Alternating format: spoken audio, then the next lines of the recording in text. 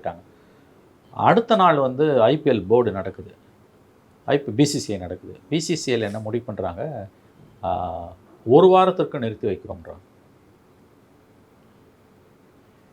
So சில டாட்ஸை நீங்கள் connect பண்ணி பார்த்தீங்கன்னா, இந்தியா பாகிஸ்தான் போகிற ஒரு ப்ரைவேட் ஆர்கனைசேஷன் பிசிசிஐ வந்து நாங்கள் ஐபிஎல்ல வந்து 1 வீக்குக்கு சஸ்பெண்ட் பண்ணுறோன்றாங்க. ஒன்று நீ வந்து காலவரை இல்லாமல் சஸ்பெண்ட் பண்ணணும், இல்லை ட்ராப் பண்ணிடணும், இல்லை மேட்சை நடத்தணும். 3 ஆப்ஷன் தான்.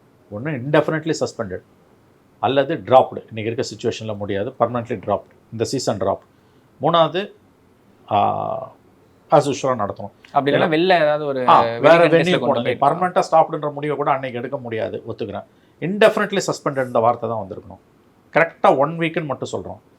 ஏன்னா அதில் வந்து கிட்டத்தட்ட வந்து பல ஆயிரம் கோடி ரூபாய், 20,000 கோடியோ 30,000 கோடியோ வந்து அம்பானி அதானி உட்பட பல எல்லாருமே, அதில் எல்லாருமே இன்ஃபேக்ட் அதானி இல்லை, அதில் அம்பானிஸ் அண்ட் வேறு பல இண்டஸ்ட்ரியலிஸ்ட்டுங்களோட பணம் அதில் இருக்குது. ப்ராட்காஸ்டிங் சார்ந்த விஷயம், broadcasting Ambani. Okay, so as usual Ambani அதானியை தாண்டி பல பேரும் அதில் உள்ளே மாட்டியிருக்காங்க, அவங்களோட ஸ்டேக்ஸ் இருக்குது. ஸோ இது எல்லாத்தையும் வச்சு பார்க்கும்போது இந்த இது என்னென்னா வந்து இது ஒரு லிமிட்டடு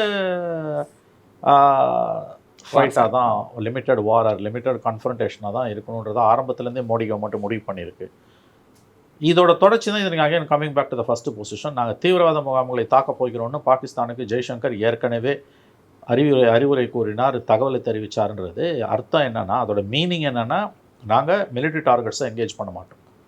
ஸோ நீங்கள் எங்கேஜ் பண்ணாதீங்க. ஏன்னா இந்த மாதிரி சமயத்தில் ஒரு ஸ்பர் ஆஃப் மூமெண்ட்டில் என்ன வேணால் நடந்துடும். அதனால் நாங்கள் வெறும் தீவிரவாத முகாமில் தான் தாக்க போகிறோம். இவங்க தாக்க போகிறான்றது அவனுக்கும் தெரியுங்க, இந்த புகழ் க்ளீனாக தெரியும், டே 1லேருந்து அவனுக்கும் தெரியும்.